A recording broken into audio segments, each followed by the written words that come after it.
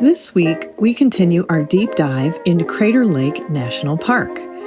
At 1,943 feet deep, Crater Lake is America's deepest lake, but with a surface area under 21 square miles, the lake makes up less than 7% of this national park. Join us as we continue to explore the other 93% of this amazing national park.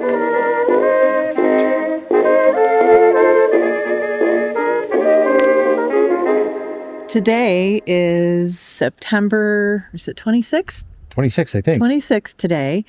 And we just got to go for the first time on the new part of the road that's been under construction pretty much the whole time we've been here. They started it as soon as they could, get the snow cleared. And then what part of the road was closed also made it so you could not access the part of the road that goes to the Pinnacles, which is a part of the park. And so guess where we are? Pinnacles are right behind us. They're really, really cool. So the Pinnacles were formed from the pumice stone during the eruption, and the steam came up, and the pumice kind of stuck to the side of these tunnels as the steam tried to escape out of the volcano. Yeah, so now there's these spires or whatever that stick up, and it says a lot of them are hollow.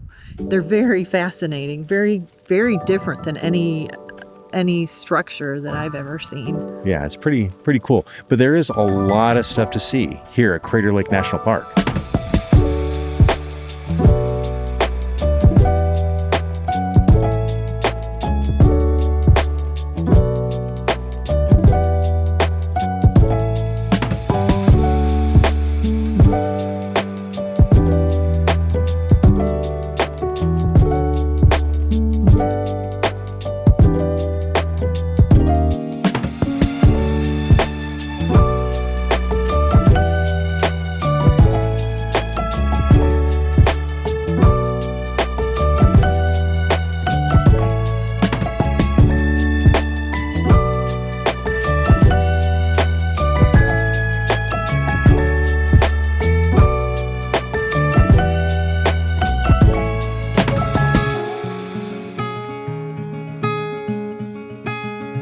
Let's meet down at the lonely lake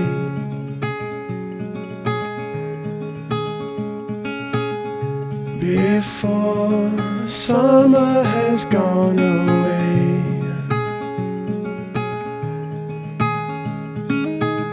Swim out under a broken sky.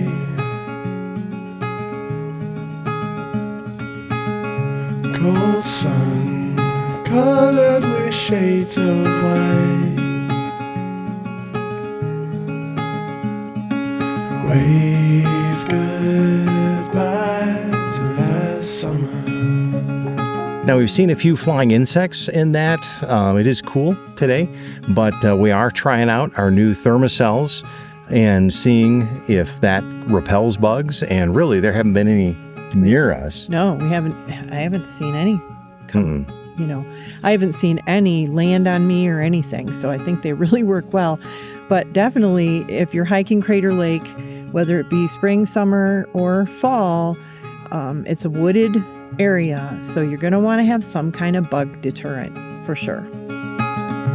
You never told to no one else. Say goodbye to lonely nights of last summer.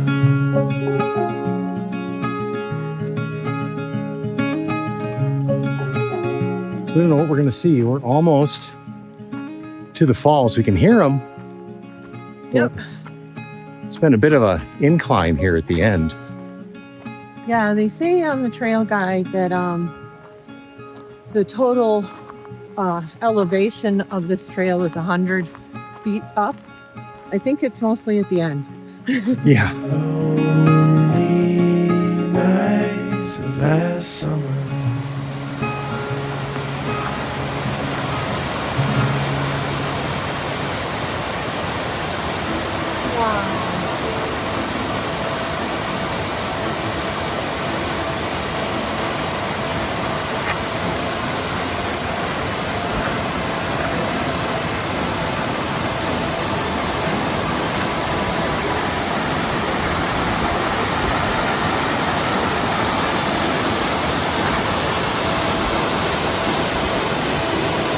How cool!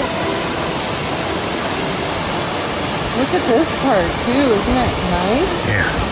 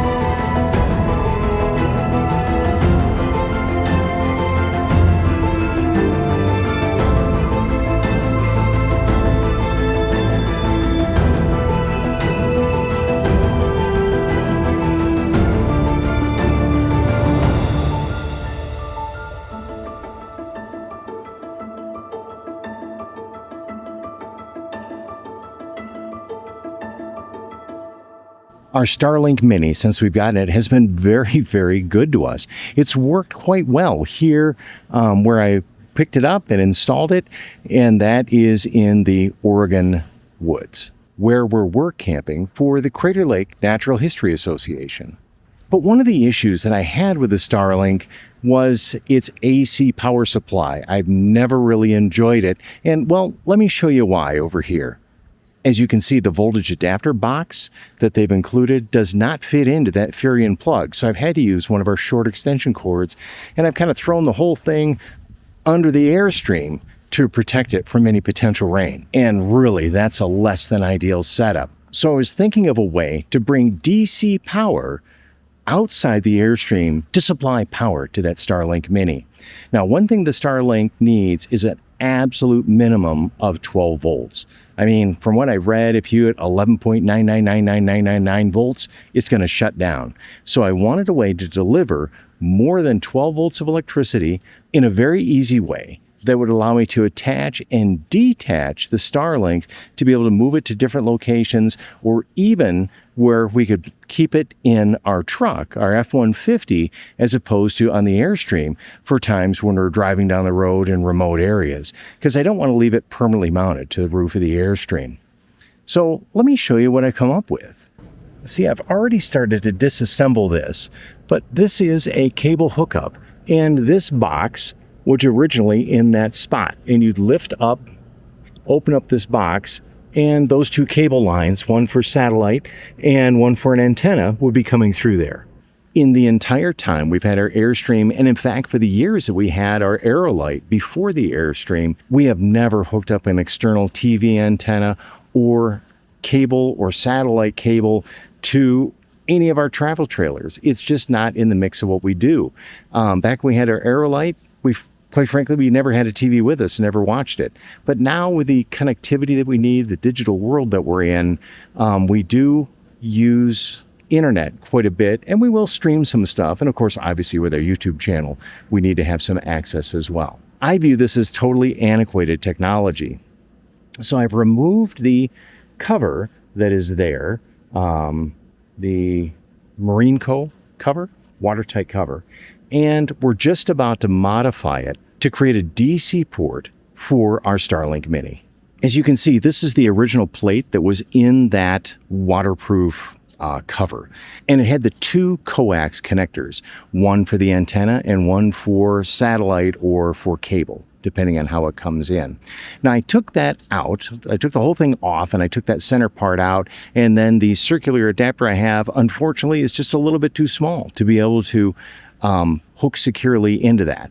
So now what I'm going to do is I'm going to take that center piece out that had the 2 holes in it, and I'm going to use a step drill bit, and I'm going to drill a hole through that where then this mount will be able to go right through and secure into that.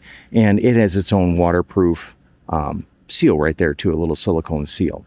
And I should be able to secure that quite well. So we're just about to do that. And of course we're like in a campgroundish setup. So I'm going to be kind of cobbling stuff together to get this hole drilled.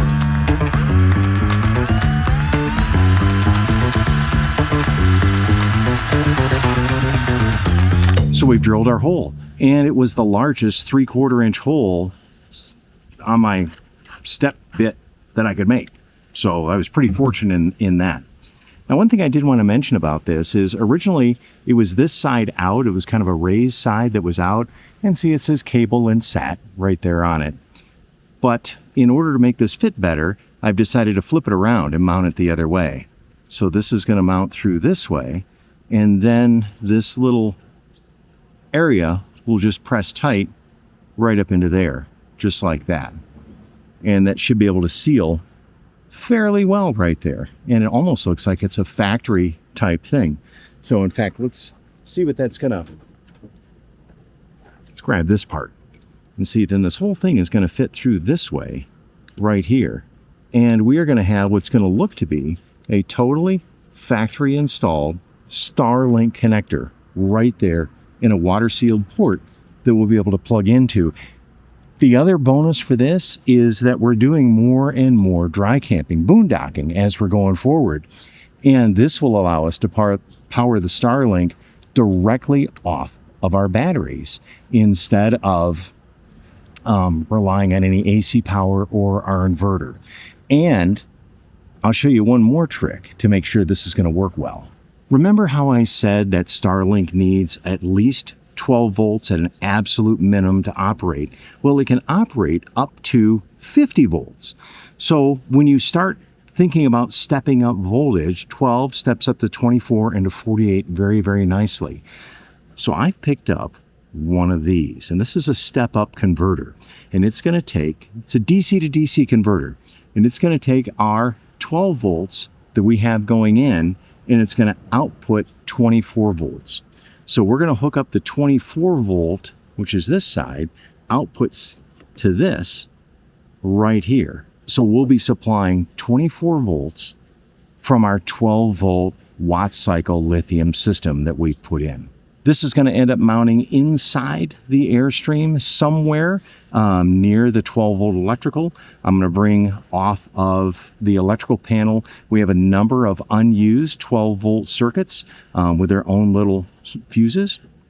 So we're going to create a dedicated circuit just for the Starlink and have it come into the input and then the output, which will feed directly into this. This is going to be a multi-day setup. So today I'm just kind of showing you what we're doing. I'm doing some of the initial prep work and getting everything set for our future full install of our new 24 volt system to supply our Starlink Mini. Okay. Okay, is it So we're ready now. Okay.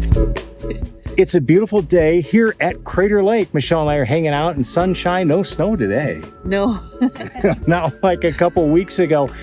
But we're enjoying the beauty here at Crater Lake, and look who we ran into. Come on over here, guys.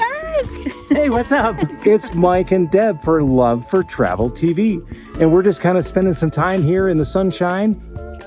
Hi, folks. And just enjoying this beautiful day here together. Is this your first time here to Crater Lake? Very first time, yeah. So it's beautiful. It is stunning. I couldn't believe the water was as blue as it looks in the photographs. That's right. Absolutely gorgeous. But We're going to keep hanging out. yeah, we're gonna head on. And is this the largest? What are the Deepest. stats? It is the deepest lake in the continental United States. At, of course, we're working here, 1,943 feet deep at its deepest point. Are there any dinosaurs? Not that I am aware of at all. Are there any fish? There are fish in there. Actually, in the early 1900s and up to around 1960, they stocked some fish in here, and a couple different fish took. There's a trout and another fish. Salmon. Yeah. Yeah, there's some kind of other crayfish or something that's in there too that they can't get rid of. It's kind of invasive, but now it's... Yeah, which means you can come here and you can fish anytime. You don't have to have a license, and you can take as many as you want out. Oh, Yep. What? You can't clean it down by the water. Can't clean it by the water? Up and away from the water, but And they want people to come fish. yeah, you can't use artificial bait because they don't want the plastics in the water. And I don't think you can use live bait either. No. So you got to fish without bait. No, you have to. No, it can't be live bait. You can use a lure. Okay. Yeah. You can fish with lures. Lures. Just not plastic ones. So the lake is alluring. Yeah. That's what you said. oh gosh. He is full of dad jokes. Well, look who it is. Hey. Gotta get you on film right out of the gate. Okay, good. Just made it. What's going on? Good to see you. Glad you made it after all the trials and tribulations. Well, We have a super secret question we need to ask you. okay, I'm going to ask this question. Answer it if you dare or if you're allowed to. Why are they really closing the road around for a couple? They say a couple years. No, it's not the whole road. No. No, the only thing that's closed is the trail that goes down to the water. Oh, that one over The here. Cleveland Cove Trail, because they have to redo it. Oh.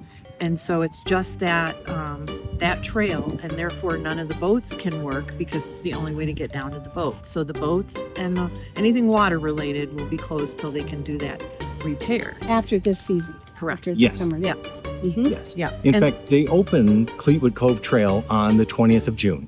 There was a snowstorm that day also, but there was a rock slide. So it was open for about 4 hours at most, and then they had to close it again. That's why they have to rebuild it, because the trail going down is actually dangerous in some spots. So the story that's going around, flying around when we were at Grants Pass, and I think I heard it when we were in Fortuna, that, oh, it's a good time to go to Crater Lake because they're closing the entire road down for 2 years or maybe years and years. No. And then in Grants Pass, the host said, I think they found something scientific that they don't want to tell us about. She said we think that they found dinosaur bones or something. Yeah. Stories. Oh my gosh. No, but the road is being closed, and part of the road is closed right now. And if you go drive the East Rim Drive that's open, you'll see why they have to rebuild it. So, and it's not, was the story, it's not like the fault of the Rangers, and it's not the fault of anything. It's just the asphalt.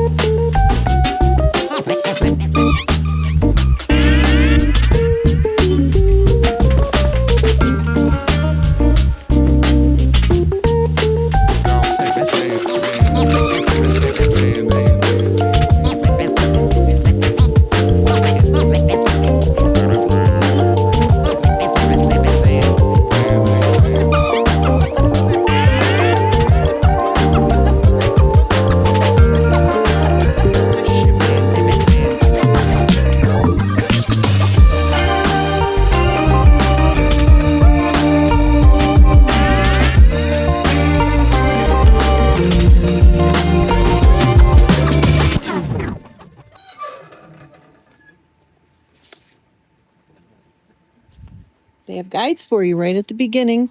You can get them out of the log or here, and they just ask that you give 75 cents to help pay for the brochures.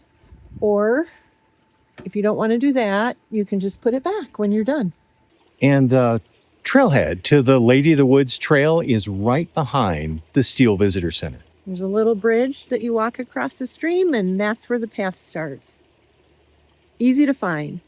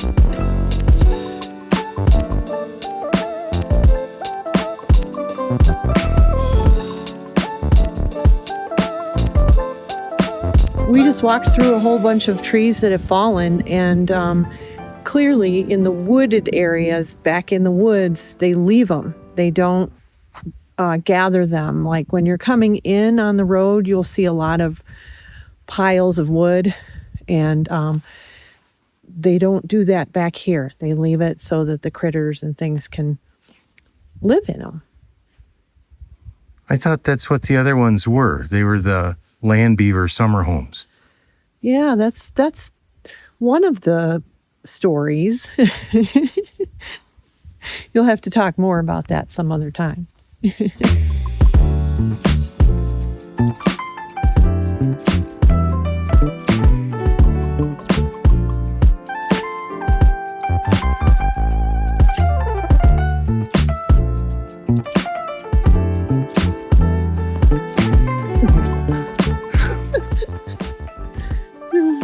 I'm tripping. This is why we shouldn't film and walk at the same time. Yeah. A little more uphill than I thought it would be, right? Yeah. Surprising. It's really beautiful, though. Beautiful woods. I did not expect this hike to be this pretty.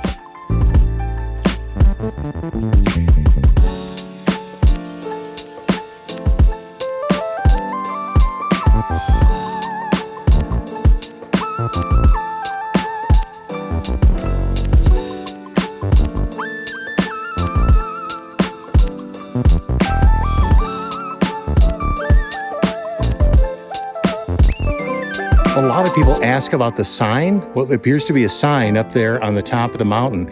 And it's not a sign, it's actually metal. They put a green fabric covering over it, and it is part of the telecommunication system here at Crater Lake. Since all of the national park offices, all the ranger offices sit lower and in a valley, they actually use microwave transmissions for their telephones, bounce it off that, and into Medford. That's how they can communicate with the outside world. So when you're in Seattle, down in Pioneer Square neighborhood, you got to visit the Klondike Gold Rush National Historical Park and learn about Seattle's role in the Klondike Gold Rush of the 1890s. Right, and because at the what were they called? They were the people that went the after the gold rush. Stampeders? Stampeders. So, and because they would have gone through that area, and then did they have a boat? that So would take yeah, them?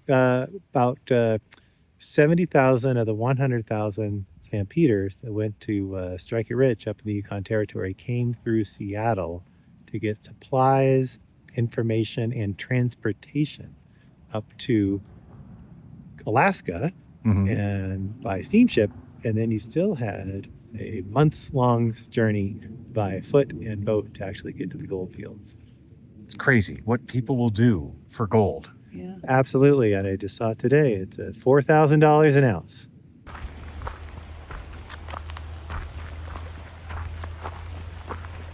So back a little ways, the trail does cross the road. And then as we're moving forward, the trail is going to cross the road again. Yeah. So it does kind of loop around, but know that because sometimes early season or end of season, we're here early October doing this trail, and they're getting ready for snow. There's probably going to be snow this weekend. And so some of the signs come down, they start boarding things up. So in early season, they haven't put the signs up yet. So just know if you do this trail and there's not a sign, when you get to the road, you're going to cross it and then keep going. Well, that's where you should grab one of the brochures. Right. With a map. We should have had that with us. And we were like, we don't need it, but we should have. So grab the brochure at the front of the trail. It's helpful. Learn from us.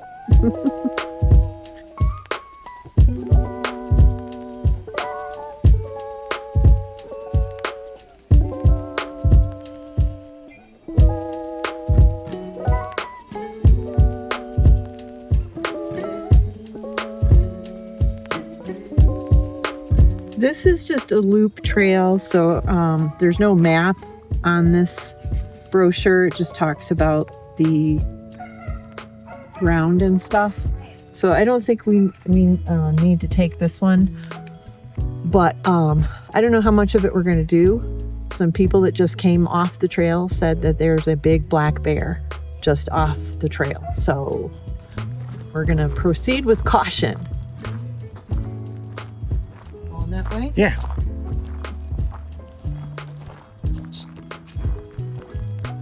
We'll just make noise. Or we'll turn around in the back. Yeah, while making noise. Yeah.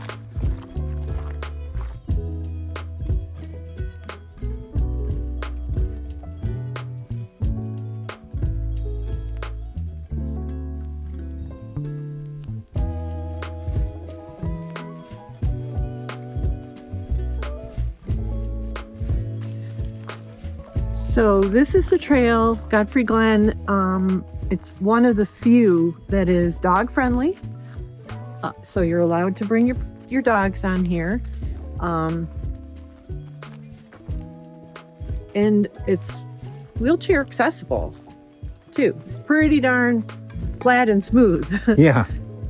Pretty easy trail. But beautiful. You're in the woods.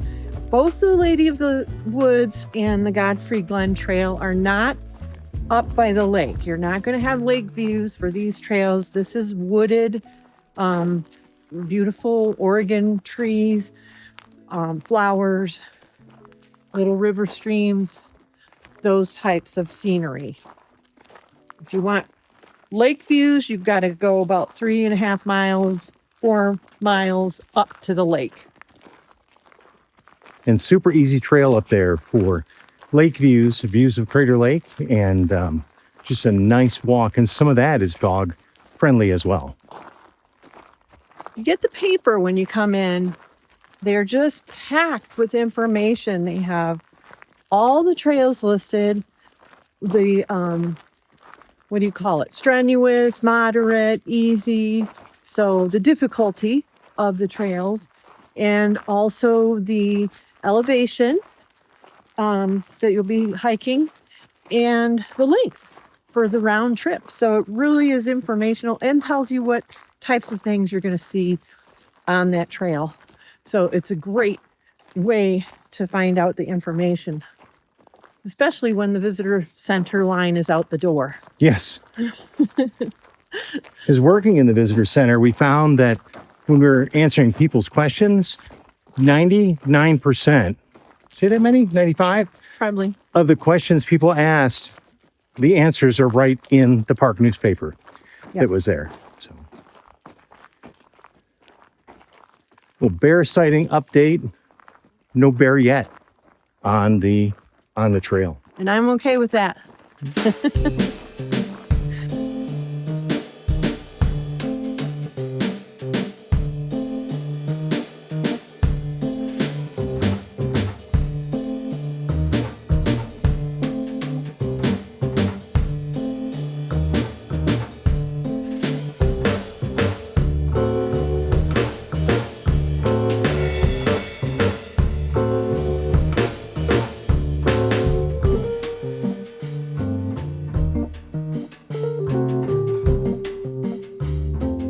So they have these really nice little pullouts, I guess is what you would call them, along the trail.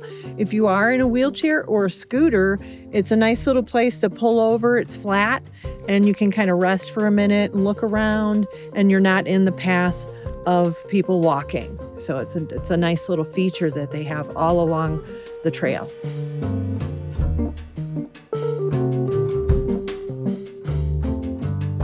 Those are huge.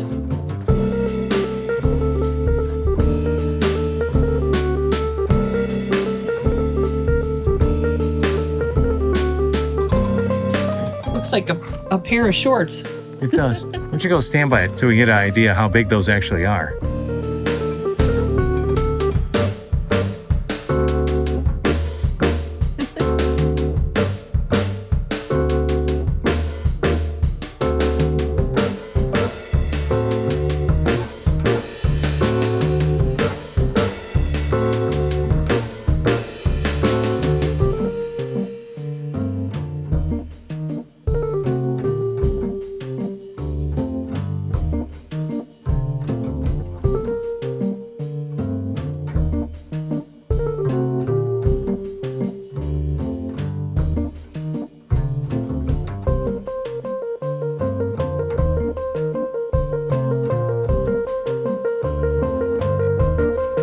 When you go down the Pinnacle Road, which we did, and we'll show you that,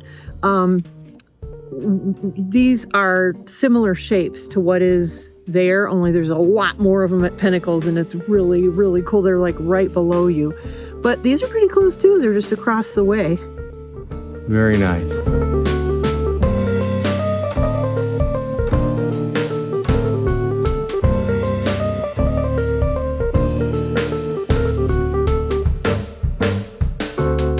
Behind us is another ravine you get to walk by on the trail. And I think, I have to consult a map, Yeah, but that's Annie Creek down there because you can hear it. yeah. Annie Creek is another trail that we had hoped to do. I don't think we're gonna get on it this time. We'll have to make sure we do it next time. But it actually starts in the campground. The trail, there's two trailheads, and it's in the Mazama campground. And it goes down into the ravine and down by the creek. So it's supposed to also be really beautiful.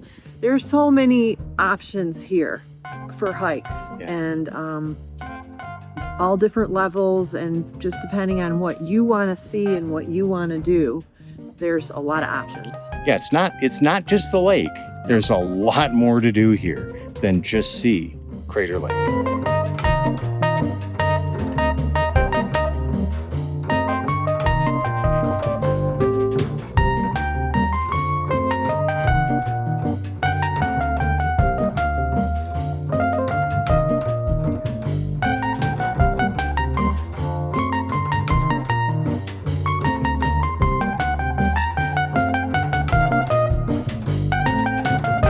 And there we are. We've reached the end of the trail. Yeah, that was really a nice trail.